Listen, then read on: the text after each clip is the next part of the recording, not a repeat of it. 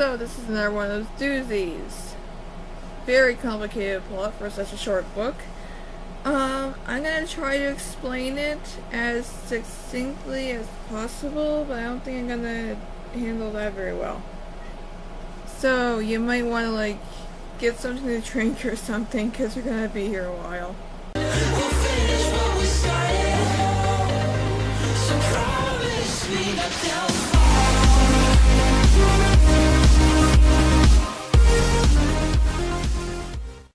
By the way, my laptop is plugged in, so I can't go over to the bookshelf. So this is Animorphs book number 18, The Decision.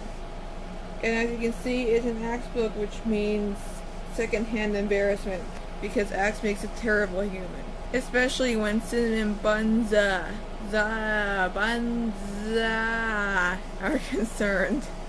In this book, the Animorphs find out that the second in command of the Secret Service was accidentally hit by a car and is now in a coma at the hospital. Of course the Yeerks are behind this. Their plan is to infest this guy, so the Animorphs decide that they will have to acquire him and, do something before the Yeerks infest him. The whole plan seems kind of shaky, even if I did remember all of it. They morph birds to get to the hospital and are discovered by Visser 3, who chases after them in Kafit bird morph. The Kafit is a six-winged bird native to the Andalite homeworld. Axe and eventually the other Animorphs are convinced that he is sending them a message that the Yeerks have already infiltrated the Andalite homeworld. Except, wouldn't the Kafit be a pretty common morph? And since Visser 3 controls an Andalite, he has access to all of said Andalite's previous morphs. So, seems like it's just it seems to me like Visser 3 thought it was just the most logical way to hunt down enemies that were flying. Then Axe gets into a brief almost battle to avenge Elfangor, but Visser 3 still thinks the Animorphs are Andalite warriors, and he sees that they are watching, so he runs off instead of, morphing some giant overpowered monstrosity like he usually does.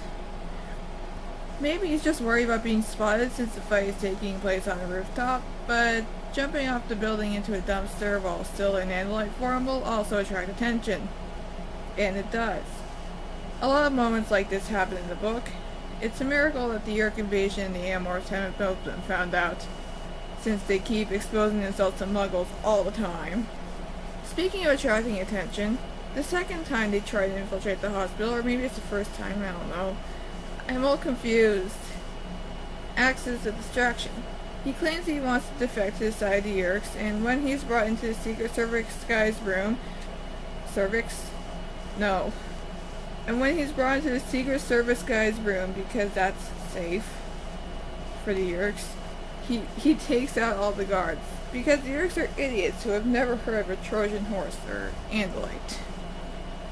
How have they waged countless successful planetary wars without this ever being considered a possibility? So many plot holes in this book, it's like a Pennsylvania road. The Animorphs can now get in and they all morph mosquitoes. Maybe. Again, I don't know, but the point is, among all these events, eventually they turn to mosquitoes and fly into the room. They do that to get the guy's blood to morph him. Not sure how that's supposed to work, because mosquitoes digest blood. They lose so much mass, I guess, that they pop over to Z-space.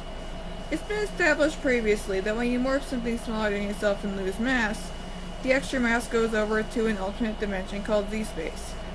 Wait, so what happens when you morph something bigger than yourself? Where does that mass come from?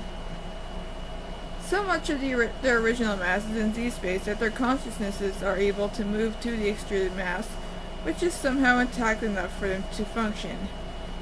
Their mass is in the form of a human, not just a blob, for some reason. Because, I don't know. Before I forget, flip book. Because you've always wanted to see a blue alien turn into a mosquito. So, from then on, no time has passed on Earth, by the way. So, a passing Andalite ship beams them aboard just before they suffocate to death. Axe is forced to choose between his Animorph friends and his home planet. But before that can happen, the Animorphs are dragged into a war against the Yeerks on the Lyran home planet. I wish the Lyrans got more screen time. They're an interesting species. Anyway, the Andalite general ends up being a Yeerk sympathizer who lands the ship behind enemy lines. The tactical officer kills him, then turns the ship into a giant suicide bomb. He sends the Animorphs out to find the weapon of mass destruction the Animorphs have hidden. The Andalite. I don't think the Animorphs have been to Lyran yet. Andalites have hidden somewhere on the planet. Throughout these events, the Animorphs are disappearing one by one. We're not sure why until the end. The Animorphs fly through a battlefield on their way to the ocean. They meet some Lyran controllers, bite the backs of their heads off to get the Yeerks out because the Lyrans can regenerate that lobe of their brains, and get the Lyrans' help in finding the weapon. Wait, so that's a significant part of the brain that they're biting off. How does that not affect the Lyrans in any way? Is there any useful function of that brain lobe? What does it do? Does it hold memories? How can they regenerate memories?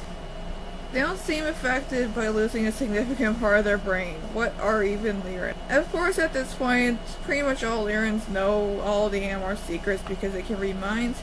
Good thing none of the Yeerks in their heads live long enough to tattle. And if they can read minds, how have the Yeerks even started to infiltrate? Never mind.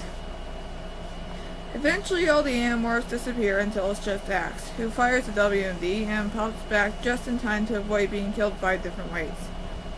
Turns out their masters were going back to Z-space because of some rubber band thing, and their consciousnesses were being flung back to Earth. Well, this is one weird book. I can't talk about the sci-fi mumbo-jumbo going on. That just opens the door for a million questions. But the main theme of this story is Axe choosing between his own species and his friends. I think after being away from his own people for so long and wanting to get back with them for so long, he forgot that they can be fallible too. He puts them on a bit of a pedestal. The grass is always green on the other side and all that. Of course he chooses the Animorphs, but if you read this before the rest of the series was complete, you probably wouldn't know that until the end. He's genuinely conflicted, and it doesn't help that the other Andalites are obviously pressuring him to go with them. Eventually he decides that he can't leave his friends and Earth behind. He still wants to return to his homeworld one day, though. The theme of this book can be summed up by the quote, "The blood of the covenant is thicker than the water of the womb," which means that the bonds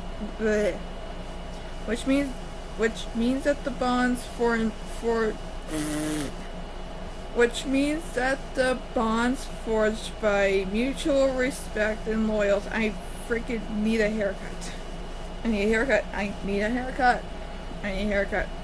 Which means that the bonds forged by mutual respect and loyalty are stronger than those formed by the circumstances of your birth.